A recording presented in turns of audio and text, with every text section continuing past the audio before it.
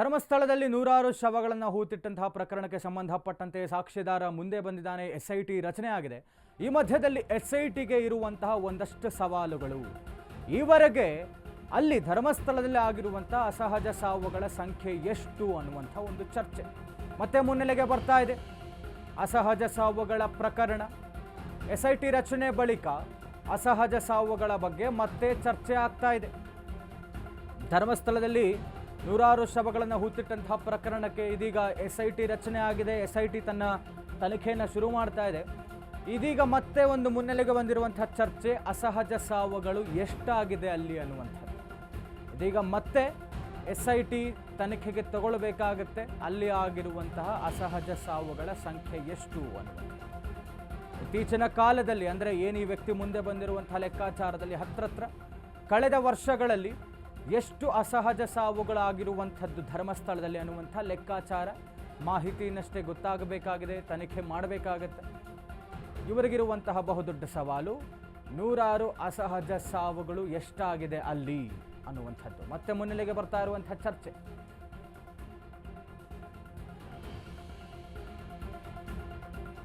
ಅಸಹಜ ಸಾವುಗಳ ಬಗ್ಗೆ ತನಿಖೆ ಮಾಡುತ್ತಾ SIT. ನೇತ್ರಾವತಿ ಸ್ನಾನ ಘಟ್ಟ ಮತ್ತು ವಸತಿ ಗೃಹ ಬಳಿ ಅತಿ ಹೆಚ್ಚು ಕೇಸ್ ದಾಖಲಾಗಿರುವಂಥದ್ದು ಅಸಹಜ ಸಾವುಗಳು.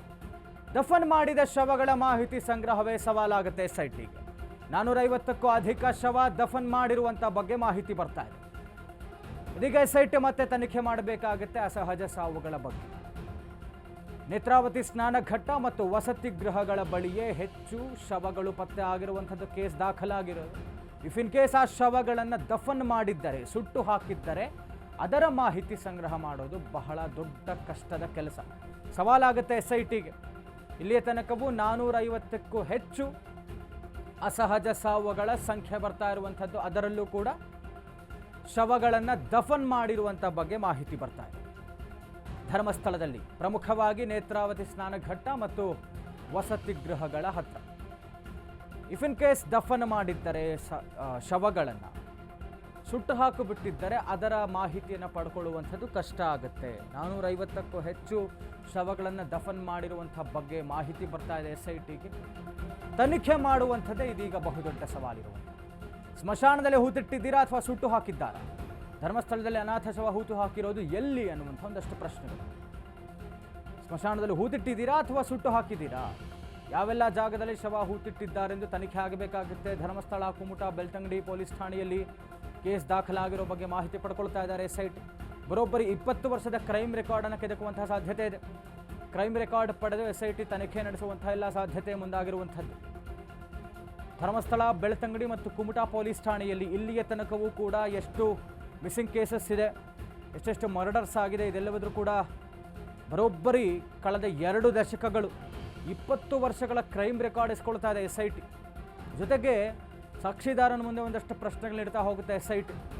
ತಾವು ಧರ್ಮಸ್ಥಳದಲ್ಲಿ ಎಲ್ಲಿ ಹೆಣಗಳನ್ನು ಹೂತು ಹಾಕಿದ್ದೀರಾ ಅನ್ನುವಂಥ ಪ್ರಶ್ನೆ ಜೊತೆಗೆ ಮೇಜರ್ಲಿ ಅದು ಅರಣ್ಯ ಪ್ರದೇಶದಲ್ಲ ಅಥವಾ ಧರ್ಮಸ್ಥಳದ ಸ್ಮಶಾನದಲ್ಲ ಅಥವಾ ಯಾರಿಗೋ ಸಂಬಂಧಪಟ್ಟಂಥ ಜಾಗದಲ್ಲ ಅಥವಾ ಹೂತು ಹಾಕದೆ ಸುಟ್ಟು ಹಾಕಿದ್ದೀರಾ, ಇಷ್ಟೆಲ್ಲವೂ ಪ್ರಶ್ನೆ ಆತನ ಮುಂದೆ ಇಡುವಂಥದ್ದು SIT.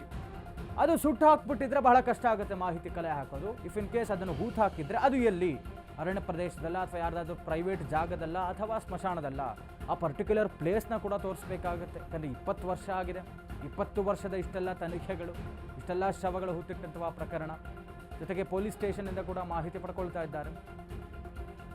ಇದೆಲ್ಲದರ ಬಗ್ಗೆ ಡೀಟೇಲ್ಸ್ ಕೊಡ್ತಾ ಹೋಗ್ತಾರೆ. ಡೆಸ್ಕ್ನಿಂದ ನೇರ ಸಂಪರ್ಕಕ್ಕೆ ಜಾಯ್ನ್ ಆಗ್ತಾ ಇದ್ದಾರೆ ನಮ್ಮ ಪ್ರತಿನಿಧಿ ಬಸವರಾಜು. SIT ಏನೋ ಕೇಸ್ನ ವರ್ಗಾವಣೆ ಮಾಡಿಕೊಂಡಿದೆ, ಆದರೆ ಅದರ ಮುಂದಿರುವಂಥ ಸವಾಲುಗಳು ಬಹಳಷ್ಟಿರುವಂಥದ್ದು. ಯಾಕೆ ಅಂತ ಹೇಳಿದ್ರೆ ಈಗಾಗಲೇ ಅಸಹಜ ಸಾವಿನ ಸಂಖ್ಯೆ ಎಷ್ಟಿದೆ ಅನ್ನುವಂಥ ತನಿಖೆ ಆಗಬೇಕಾಗಿದೆ. ಅದರಲ್ಲೂ ಪ್ರಮುಖವಾಗಿ ಸಾಕ್ಷಿದಾರನ ಮುಂದೆ ಒಂದಷ್ಟು ಪ್ರಶ್ನೆಗಳು. ತಾವು ಹೂತು ಹಾಕಿದ್ದೀರಾ, ಹೂತು ಹಾಕಿದರೆ ಎಲ್ಲಿ ಅಥವಾ ಸುಟ್ಟು ಹಾಕಿದ್ದೀರಾ, ಜೊತೆಗೆ 20 ವರ್ಷದ ಕ್ರೈಮ್ ರೆಕಾರ್ಡ್ಸ್ ತಗೊಳ್ತಾ ಇದೆಯಂತೆ SIT. ಏನೆಲ್ಲ ಆಗ್ತಾ ಇದೆ ಅನ್ನುವಂಥ ಡೀಟೇಲ್ಸ್ ಕೊಡೋದಾದರೆ ಸಂತೋಷ್, ಧರ್ಮಸ್ಥಳದಲ್ಲಿ ನೂರಾರು ಶವ ಹೂತಿಟ್ಟಿರುವ ಪ್ರಕರಣಕ್ಕೆ ಸಂಬಂಧಪಟ್ಟಂತೆ ರಾಜ್ಯ ಸರ್ಕಾರ SITಯನ್ನು ರಚನೆ ಮಾಡಿತು. ರಚನೆ ಮಾಡಿದ ಬಳಿಕವಾಗಿ SIT ನಿನ್ನೆ ದಿವಸ ಬೆಂಗಳೂರಿನಲ್ಲಿ ಒಂದು ಸಭೆಯನ್ನು ಮಾಡಿ ನಿನ್ನೆ ಏನು ಧರ್ಮಸ್ಥಳಕ್ಕೆ ಹೋಗಿರುವಂಥದ್ದು. ಪ್ರಮುಖವಾಗಿ SIT ರಚನೆ ಆದ ಬಳಿಕ ಬಗ್ಗೆ ಸಾಕಷ್ಟು ಚರ್ಚೆಗಳಾಗ್ತಾ ಇರುವಂಥದ್ದು. ಈ ಹಿಂದೆ ಕೇಳಿ ಬಂದಿರುವಂಥ 450ಕ್ಕೂ ಹೆಚ್ಚು ಅಸಹಜ ಪ್ರಕರಣಗಳು ಮತ್ತೆ ಇದೀಗ ಚರ್ಚೆಗೆ ಮುನ್ನೆಲೆ ಬರ್ತಾ ಇದೆ. ಯಾಕಂದರೆ ಆ ಪ್ರಕರಣಗಳನ್ನು SIT ತನಿಖೆ ಮಾಡುತ್ತಾ ಆ ಪ್ರಕರಣಕ್ಕೆ ಸಂಬಂಧಪಟ್ಟಂತೆ ತನಿಖೆ ಮಾಡಿ ರಿಪೋರ್ಟ್ ಕೊಡುತ್ತಾ ಅನ್ನುವಂಥ ಪ್ರಶ್ನೆ ಈಗ ಉದ್ಭವಿಸಿದೆ ಮತ್ತು ಸಾಮಾಜಿಕ ಜಾಲತಾಣದಲ್ಲೂ ಕೂಡ ಚರ್ಚೆ ಆಗ್ತಾ ಇರುವಂಥದ್ದು. ಯಾಕಂದರೆ 450ಕ್ಕೂ ಹೆಚ್ಚು ಪ್ರಕರಣಗಳು ಕಳೆದ 20ರಿಂದ 25 ವರ್ಷಗಳಲ್ಲಿ ಅಸಹಜ ಪ್ರಕರಣಗಳು ದಾಖಲಾಗಿದೆ. ಅಸಹಜ ಸಾವು ಎಂದು ಪೊಲೀಸರು ದಫನ್ ಮಾಡಿರುವಂಥದ್ದು. ಹಾಗಾಗಿ ಆ ವ್ಯಕ್ತಿಗಳು ಯಾರು, ಎಲ್ಲಿ ದಫನ್ ಮಾಡಲಾಗಿದೆ, ಅವರು ಯಾರಿಗೆ ಸಂಬಂಧಪಟ್ಟವರು, ಅದರ ಬಗ್ಗೆ ಮಾಹಿತಿ ಇದೆಯಾ, ಅಕಸ್ಮಾತ್ ಶವಗಳನ್ನು ಸುಟ್ಟಿದ್ರೆ ಎಲ್ಲಿ ಸುಟ್ಟಿದ್ರು, ಏನು ಊತಿದ್ರೆ ಎಲ್ಲಿ ಊತಿದ್ರು ಅನ್ನುವಂಥ ಪ್ರಶ್ನೆ ಇದೀಗ ಉದ್ಭವ ಆಗಿರುವಂಥದ್ದು. ಅದೆಲ್ಲವನ್ನ ಮಾಹಿತಿಯನ್ನು SIT ಪಡೆದುಕೊಂಡು ತನಿಖೆಯನ್ನು ಮಾಡುತ್ತಾ ಅನ್ನುವಂಥ ಪ್ರಶ್ನೆ ಇರುವಂಥದ್ದು. ಜೊತೆಗೆ ಈಗಾಗಲೇ ಧರ್ಮಸ್ಥಳ ಪೊಲೀಸ್ ಠಾಣೆ ಆಗಿರ್ಬೋದು, ಅದರ ಪಕ್ಕದಲ್ಲಿರುವಂಥ ಕುಮಟಾ ಬೆಳ್ತಂಗಡಿ ಪೊಲೀಸ್ ಠಾಣೆ ಏನಿದೆ, ಅವೆಲ್ಲ ಠಾಣೆಯಲ್ಲಿ ಏನೇನು ದೂರುಗಳು ದಾಖಲಾಗಿದೆ ಆ ದೂರುಗಳನ್ನು ಪರಿಶೀಲನೆ ಮಾಡೋದಕ್ಕೆ ಮುಂದಾಗುವಂಥ ಸಾಧ್ಯತೆ ಕೂಡ ಹೆಚ್ಚಿರುವಂಥದ್ದು. ಅಷ್ಟೇ ಅಲ್ಲದೆ ಈಗಾಗಲೇ ಕೂಡ ಕಳೆದ 2-3 ದಿವಸಗಳಿಂದ ಕೂಡ ಧರ್ಮಸ್ಥಳದ ಮತ್ತು ಬೆಳ್ತಂಗಡಿ ಪೊಲೀಸ್ ಠಾಣೆಯಲ್ಲಿ 2 ಪೊಲೀಸ್ ಠಾಣೆ ಏನಿದೆ, ಆ ಪೊಲೀಸ್ ಠಾಣೆಯಲ್ಲಿ ಅಸಹಜ ಪ್ರಕರಣಗಳಿದೆ. ಅಸಹಜ ಪ್ರಕರಣಗಳು ಯಾವ್ಯಾವು ಅನ್ನೋದ್ರ ಬಗ್ಗೆ ಪೊಲೀಸರು ಮಾಹಿತಿಯನ್ನು ಕಲೆ ಹಾಕ್ತಾ ಇದ್ದಾರೆ. ಕಳೆದ 25 ವರ್ಷದಿಂದ ಏನೇನು ಮಾಹಿತಿಗಳಿದೆ, ಎಷ್ಟು ಪ್ರಕರಣಗಳು ದಾಖಲಾಗಿದೆ, ಎಷ್ಟು ಬಾಡಿಗಳು ಗುರುತುಗಳು ಸಿಕ್ಕಿದೆ ಅನ್ನೋದ್ರ ಬಗ್ಗೆ ಕೂಡ ಸಂಪೂರ್ಣವಾಗಿ ಏನು ಮಾಹಿತಿಯನ್ನು ಕಲೆಕ್ಟ್ ಮಾಡ್ತಾ ಇದ್ದಾರೆ ಅನ್ನುವಂಥ ಮಾಹಿತಿ ಸದ್ಯಕ್ಕೆ ಸಿಗ್ತಾ ಇರುವಂಥದ್ದು.